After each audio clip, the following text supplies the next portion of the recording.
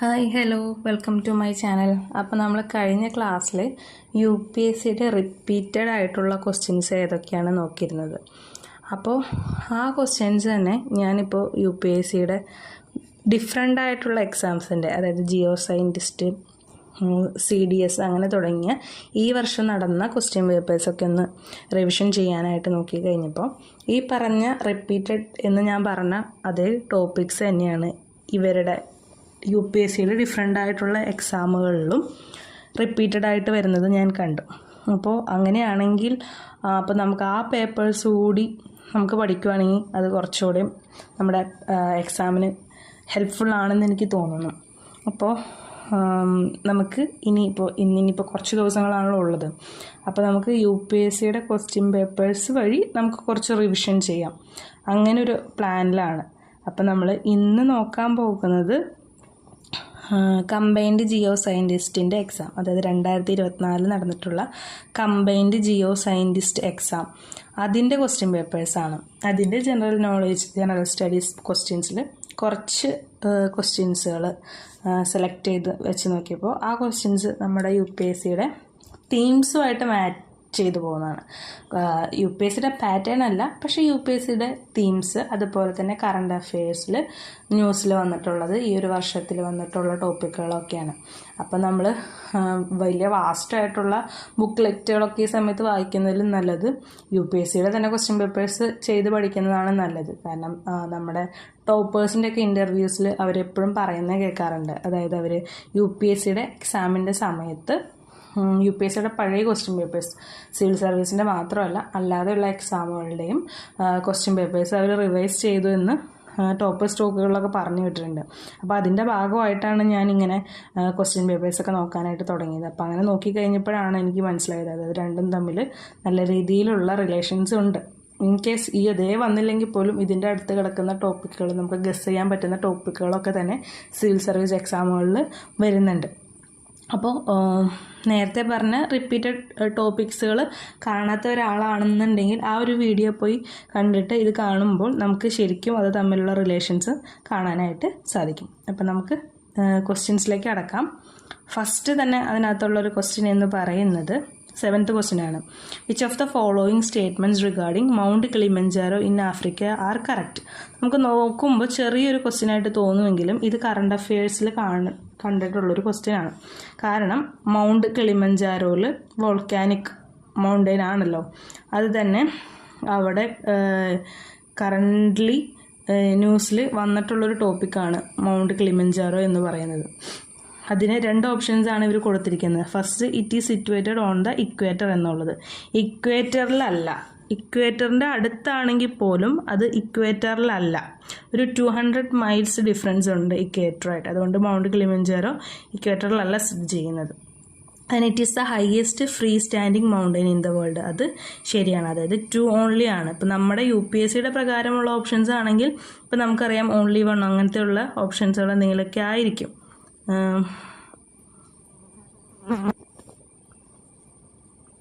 അപ്പോൾ നമ്മുടെ ആൻസർ അതാണ്. ഇപ്പോൾ മൗണ്ട് കിളിമഞ്ചാരോനെ കുറിച്ച് നോക്കുവാണെങ്കിൽ തന്നെ ആഫ്രിക്കയുടെ ടോളസ്റ്റ് മൗണ്ടെയിൻ ആണ്, ഫ്രീ സ്റ്റാൻഡിങ് മൗണ്ടെയിൻ ആണ്.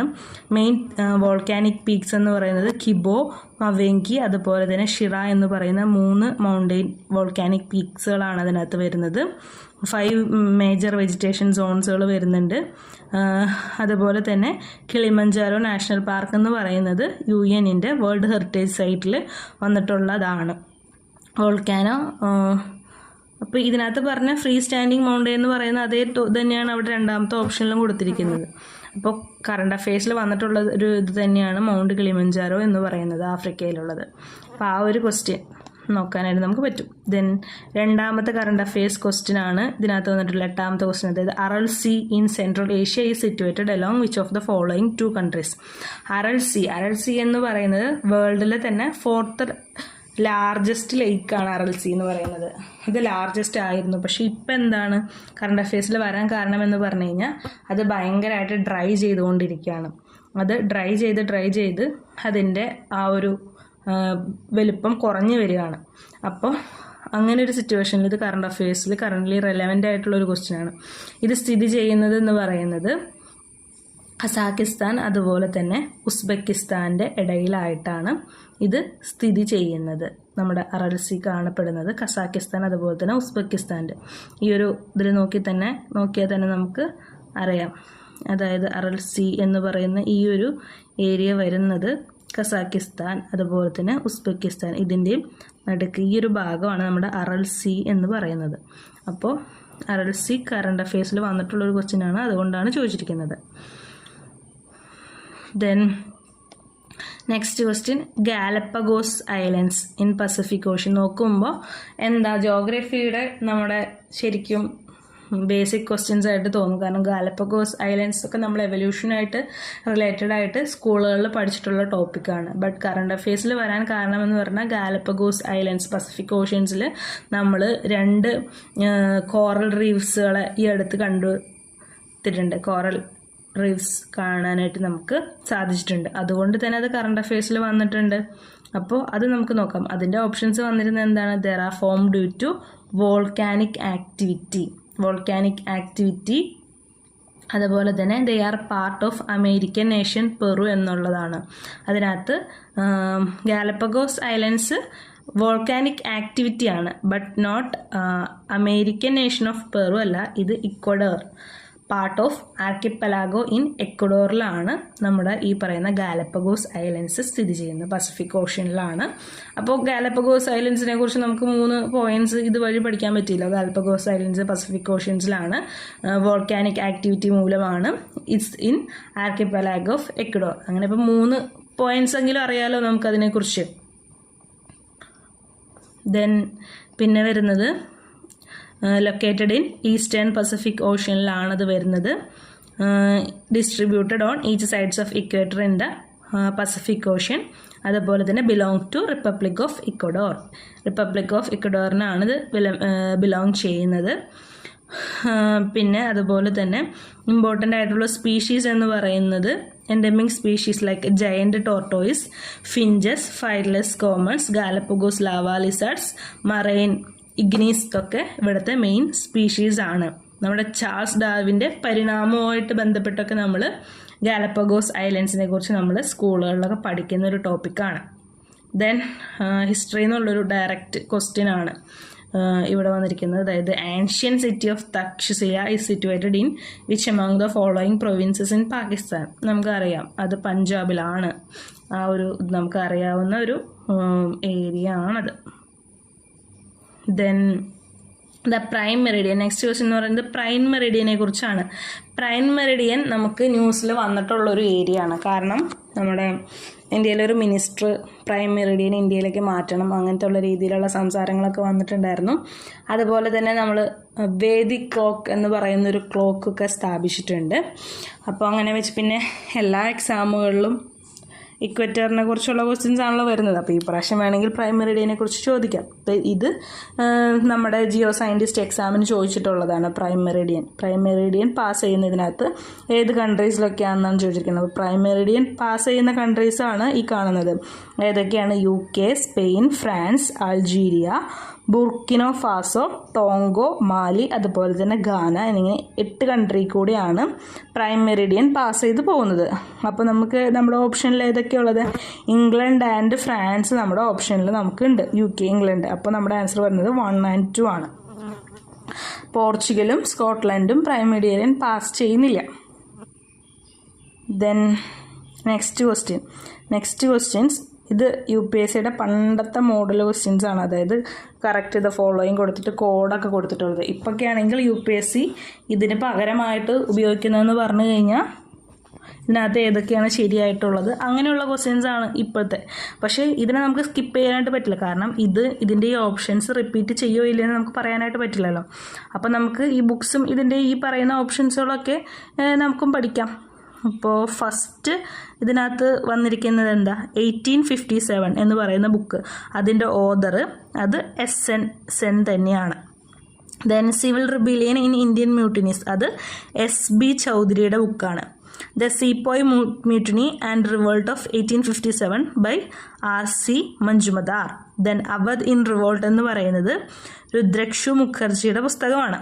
അപ്പോൾ നമ്മുടെ ആൻസർ കറക്റ്റ് വരുന്നത് ഓപ്ഷൻ D ആണ്. ദെൻ 19 ഇതുപോലൊരു മാച്ച് ദ ഫോളോയിങ് ആണ്. മാച്ച് ദ ഫോളോയിങ്ങിൽ ട്രാവലേഴ്സും അതിൻ്റെ കൺട്രിയാണ് ചോദിച്ചിരിക്കുന്നത്. നമുക്ക് അറിയാവുന്ന കാര്യങ്ങളാണ്, സിമ്പിളായിട്ടുള്ള ഇതാണ് വരുന്നത്. നമ്മുടെ പി എന്ന് പറയുന്ന സയ്യിദ് അലി റൈസ് വരുന്നത് ആൾ ടർക്കിക്കാരനാണ്. അതുപോലെ തന്നെ ഇബാൻ ബത്തൂത്ത നമുക്കറിയാം മൊറോക്കോക്കാരനാണ്. അതുപോലെ തന്നെ പീറ്റർ മുണ്ടി ആൾ ഇംഗ്ലണ്ടുകാരനാണ്. ബർബോസ പോർച്ചുഗലുകാരനാണ്. നമ്മുടെ ഓപ്ഷൻ എ ആണ് ഇവിടെ ആൻസർ വരുന്നത്. ദെൻ 18ാമത്തെ ക്വസ്റ്റ്യൻ. ഈ ക്വസ്റ്റ്യൻ നോക്കുമ്പോൾ എന്തെങ്കിലും നിങ്ങൾക്ക് മനസ്സിലാവുന്നുണ്ടോ? നമ്മുടെ കഴിഞ്ഞ വർഷത്തെ UPSCയുടെ 2023 ക്വസ്റ്റ്യൻ പേപ്പറും ഇതും തമ്മിൽ എന്തെങ്കിലും ഒരു സാമ്യം തോന്നുന്നുണ്ടോ? അതിനകത്ത് ഈ പേരുകളൊന്ന് നോക്കിയാൽ, കോളിൻ മാക്ഷിൻസ്, ജോൺ മാർഷൽ, ജെയിംസ് ബർഗീസ്, ഇവരുടെയൊക്കെ പേരുകൾ കൊടുത്തിട്ട് ഇവരൊക്കെ ഏതാണ് അല്ലെങ്കിൽ ആര് ആണ് എന്നുള്ളൊരു ക്വസ്റ്റ്യൻ UPSC കഴിഞ്ഞ പ്രാവശ്യം ചോദിച്ചിരുന്നു. അതായത് ഇവരൊക്കെ ആർക്കിയോളജിസ്റ്റുകളാണ്. അവരെ വെച്ചിട്ടുള്ള ക്വസ്റ്റ്യൻസ് UPSC ചോദിച്ചിരുന്നു. അപ്പോൾ നമുക്കിവിടെ ചോദിച്ചിരിക്കുന്നത് എന്താ? Which among the following statements about Vijayanagara are correct? Vijayanagara ഇതിനകത്തിൽ ഇവരുമായിട്ട് ബന്ധപ്പെട്ടുള്ളതിൽ ഏതാണ് കറക്റ്റ് എന്ന് ചോദിച്ചിരിക്കുന്നത്. അപ്പോൾ നമുക്കിവിടെ ആൻസർ വരുന്നത് Colin Mackenzie was the first surveyor general of India to visit Vijayanagara. അത് ശരിയാണ്. ദെൻ ജോൺ മാർഷൽ അല്ല, അത് അലക്സാണ്ടർ ഗ്രീൻലോ ആണ്. Alexander Greenlaw was the first to take detailed photography of the site. വിജയനഗരയുടെ ഫസ്റ്റ് ഫോട്ടോ എടുത്തിരിക്കുന്ന Alexander Greenlaw ആണ്. Then 3 തെറ്റാണ്. James ബർഗീസ് അല്ല അവിടെ വരുന്നത്, അത് A.H. ലോങ്ഹാർട്ട്. ഈ പറയുന്ന പേരുകളാണ് കഴിഞ്ഞ UPSC പ്രിലിംസ് എക്സാമിൽ അവർ പറഞ്ഞിരുന്ന പേരുകൾ. അപ്പോൾ ഈ 3 പേരുകളാണ് വരുന്നത്. അപ്പോൾ നമുക്ക് ഓപ്ഷൻ 1 മാത്രമാണ് ഇതിനകത്ത് ശരിയായിട്ടുള്ളത്. 1 ഓൺലി ആണ് ഇതിൻ്റെ ആൻസർ വരുന്നത്. അതായത് കോളിൻ മാക്സനീസ് ആണ് ഫസ്റ്റ് സർവൈവർ. അതുപോലെ തന്നെ ജോൺ മാർഷൽ, അലക്സാണ്ടർ ഗ്രീൻലോ ആണ് ഫസ്റ്റ് ഫോട്ടോ എടുക്കുന്നത്. അതുപോലെ A.H. ലോങ്ഹാർട്ട് ആണ് ഫസ്റ്റ് ഹംപി കൺസർവ് ചെയ്യാനായിട്ടുള്ള കൺസർവേഷൻ പ്രോഗ്രാം ചെയ്യുന്നത് അദ്ദേഹമാണ്.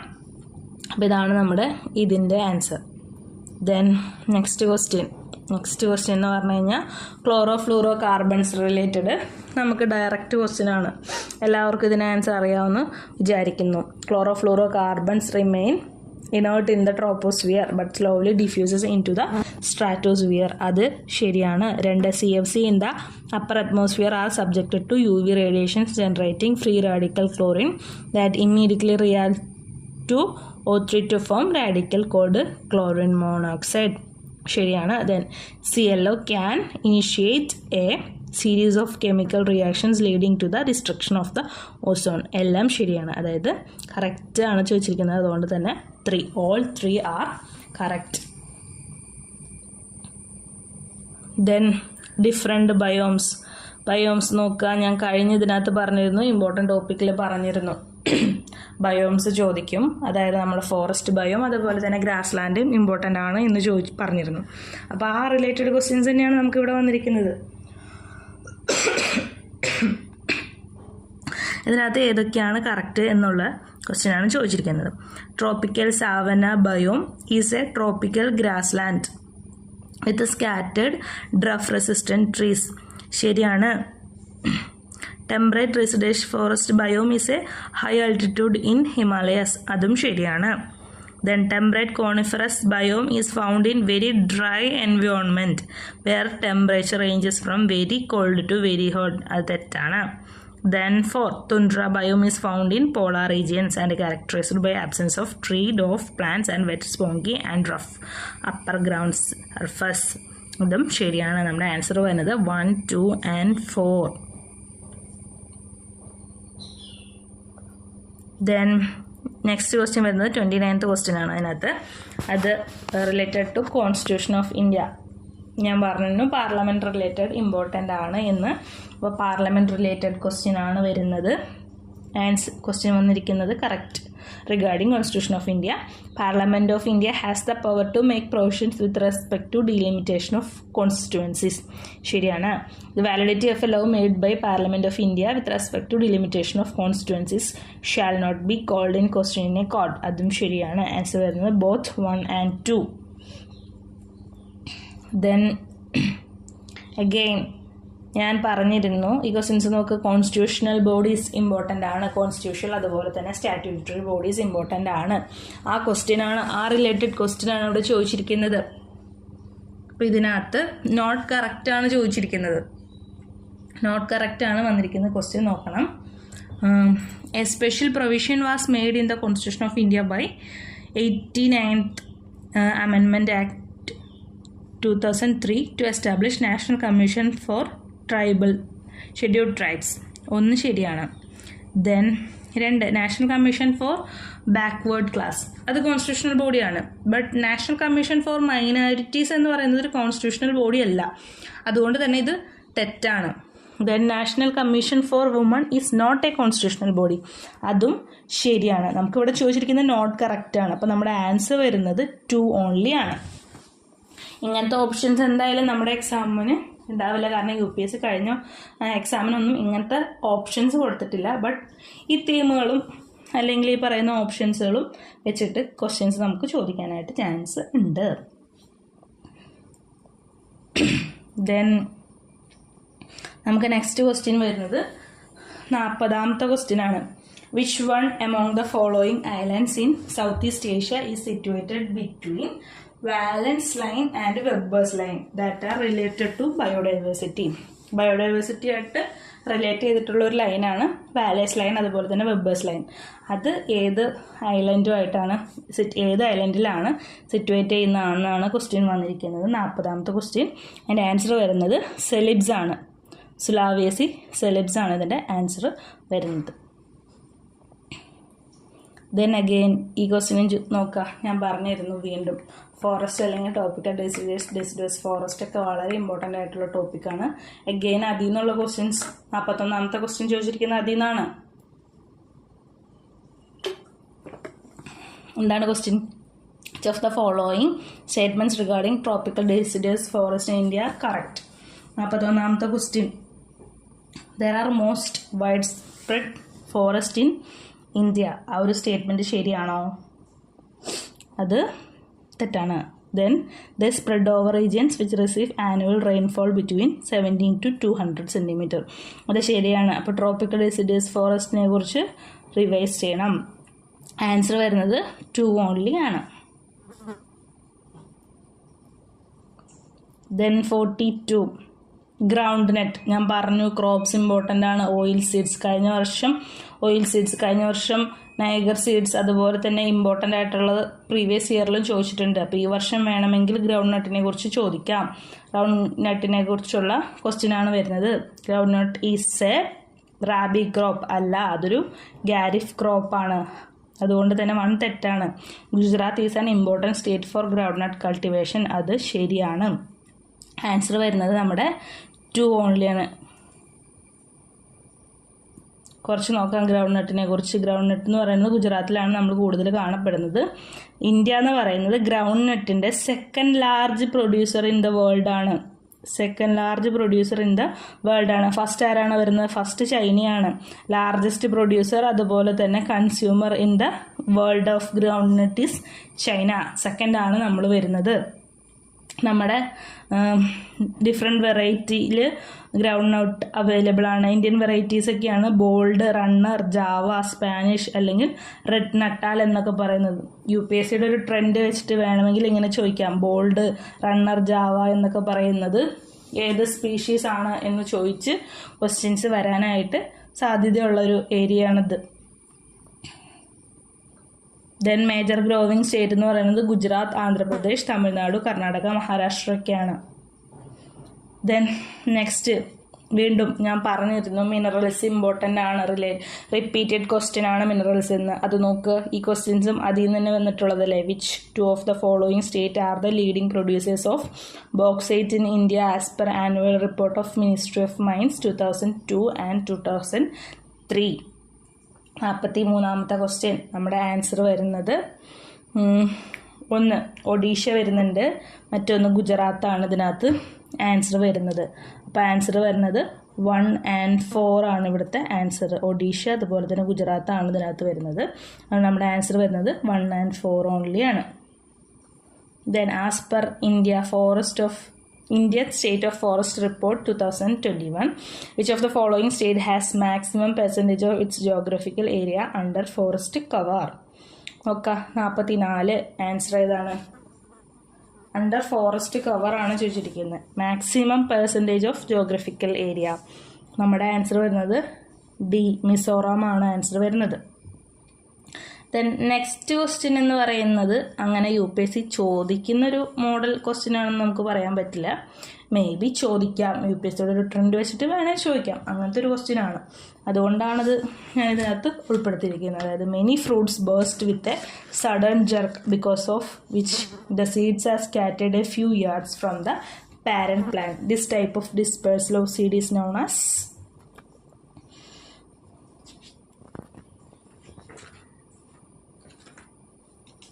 ഒക്ടോഷോറി. അതാണ് ഇതിൻ്റെ ആൻസർ വരുന്നത്. Then 46. Which one among the following disease is characteristically and specifically linked to asbestosis? Asbestosis എന്ന് പറയുന്ന ഒരു അസുഖത്തിനെ കുറിച്ചാണ്. ആസ്ബെറ്റോസിസ് എന്ന് പറഞ്ഞാൽ നമുക്കറിയാം, നമ്മൾ ഈ ആസ്ബെറ്റോസ് ഒക്കെ ഉണ്ടാക്കുന്ന ഒരു ഏരിയയിൽ, അതായത് നമ്മുടെ ഖനി തൊഴിലാളികൾ അതുപോലെ തന്നെ ഇങ്ങനെയുള്ള ആളുകൾക്കൊക്കെ കൂടുതൽ വരുന്നതെന്ന് പറഞ്ഞാൽ ഇത് ശ്വസിക്കുമ്പോൾ ഉണ്ടാകുന്ന അസുഖങ്ങളാണ്. അതുകൊണ്ട് തന്നെ ആസ്ബെറ്റോസിസ് എന്ന് പറയുന്നൊരു ലങ് ഡിസീസാണ്. ലങ് ഫൈബ്രോസിസ് ആണ് ഇതിൻ്റെ ആൻസർ വരുന്നത്.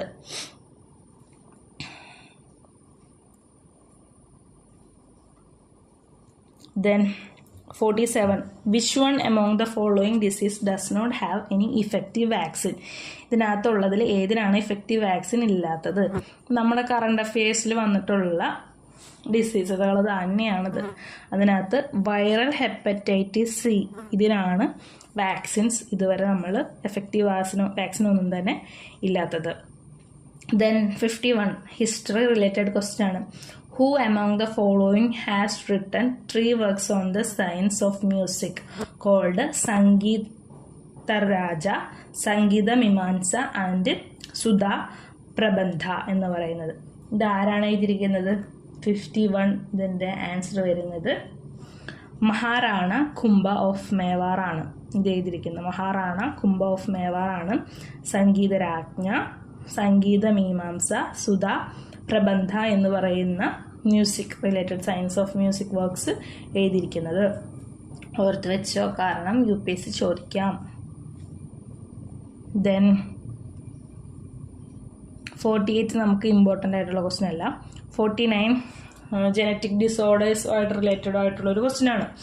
Which of the following examples of genetic disorders of disease due to the numerical abnormalities in the sex chromosome? Sex ക്രോമസോംസിൻ്റെ അബ്നോർമാലിറ്റീസ് മൂലം ഉണ്ടാകുന്ന അസുഖം ഇതിനകത്ത് ഏതാണെന്നാണ് ചോദിച്ചിരിക്കുന്നത്. സെക്സ് ക്രോമസോമിൻ്റെ അബ്നോർമാലിറ്റി മൂലം ഉണ്ടാകുന്ന 2 അസുഖങ്ങളാണുള്ളത്. ഒന്ന് ടർണർ സിൻഡ്രോം, മറ്റൊന്ന് ക്ലിൻഫിൽട്ടർ സിൻഡ്രോം എന്ന് പറയുന്നത്. അതുകൊണ്ട് നമ്മുടെ ആൻസർ വരുന്നത് A ആണ്. 52. Which one among the following temples constructed by Queen Loga Mahadevi? ലോക മഹാദേവി പട്ടടക്കലിൽ ബിൽഡ് ചെയ്തിട്ടുള്ള ടെമ്പിൾ ഏതാണ്? അത് യുനെസ്കോ വേൾഡ് ഹെറിറ്റേജ് സൈറ്റ് ഏതാണെന്നാണ്. എല്ലാവർക്കും അറിയാവുന്ന തന്നെയാണ്, വിരൂപാക്ഷ ടെമ്പിളാണ്. അപ്പോൾ ലോക മഹാദേവിനെക്കുറിച്ചും പട്ടടക്കൽ ഇതിനെക്കുറിച്ചും യുനെസ്കോ വേൾഡ് ഹെറിറ്റേജ് സൈറ്റുകളിൽ വിട്ടിട്ടുള്ള ടെമ്പിൾസിനെ കുറിച്ചൊക്കെ നോക്കുന്നത് നല്ലതാണ്. ദെൻ 50ാമത്തെ ക്വസ്റ്റ്യൻ മെഡീവൽ റിലേറ്റഡ് ആണ്. ഞാൻ പറഞ്ഞിരുന്നു, രാജാക്കന്മാർ ഉണ്ടാക്കുന്ന റിസർവോയേഴ്സ് അല്ലെങ്കിൽ കനാൽസ്, അതൊക്കെ UPSCക്ക് ഇഷ്ടപ്പെട്ട ഒരു മേഖല തന്നെയാണ്. ഈ ഒരു വെച്ച് നോക്കിയാൽ മനസ്സിലാവും. 2 medieval period canals originating from Satluj and Yamuna rivers and joining at Karnal were made at the order of ആരുടെ ഓർഡർ പ്രകാരമാണ് ഇത് എന്നാണ് ചോദിച്ചിരിക്കുന്നത്. സി ഫിറൂസ് തുഗ്ലക്ക്, അദ്ദേഹത്തിൻ്റെ ഓർഡർ പ്രകാരമാണ്. അല്ലല്ല, sorry, Muhammad തുഗ്ലക്കാണ്. Muhammad തുഗ്ലക്കിൻ്റെ order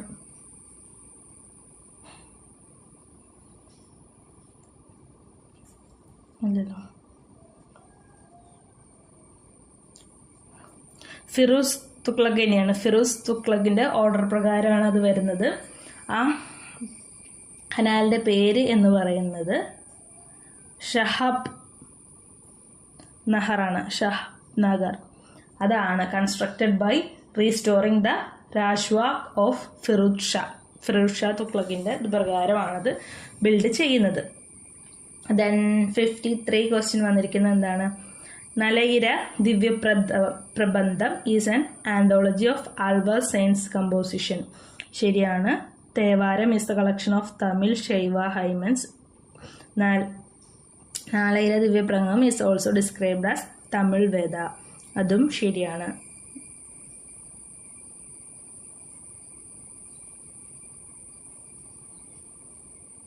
answer C.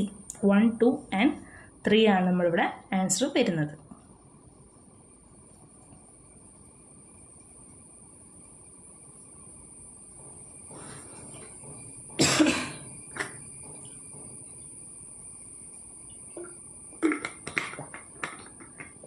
Then next question.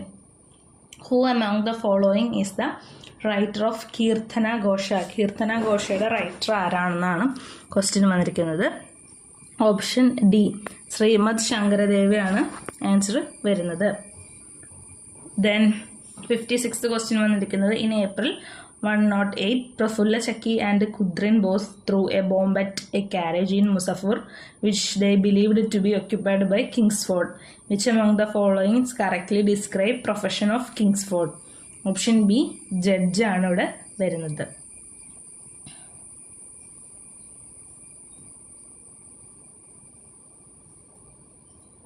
Then 55. Which one of the following proposition from the book History of British India Jamesville is correct എന്നാണ് ചോദിച്ചിരിക്കുന്നത്. 55. The answer വരുന്നത് സി ആണ്. The state should remain as the landlord and that each person should hold land directly from state as its tenant എന്ന് പറയുന്ന അതാണ് നമ്മുടെ answer അവിടെ വരുന്നത്. Then 57th ക്വസ്റ്റ്യൻ എന്ന് പറയുന്നത് which of the following statement about photo chemical smog correct? Photo chemical smog അതിൻ്റെ after ഇഫക്റ്റുകളാണ് കൊടുത്തിരിക്കുന്നത്. ഫോട്ടോ കെമിക്കൽ ഫോഗ് എന്ന് പറയുന്നത് ഡൽഹിയിലൊക്കെ സ്മോഗ് ഉണ്ടായതുകൊണ്ട് തന്നെ അതും കറണ്ട് അഫയേഴ്സ് റിലേറ്റഡ് ഒരു ക്വസ്റ്റ്യൻ ആണ്.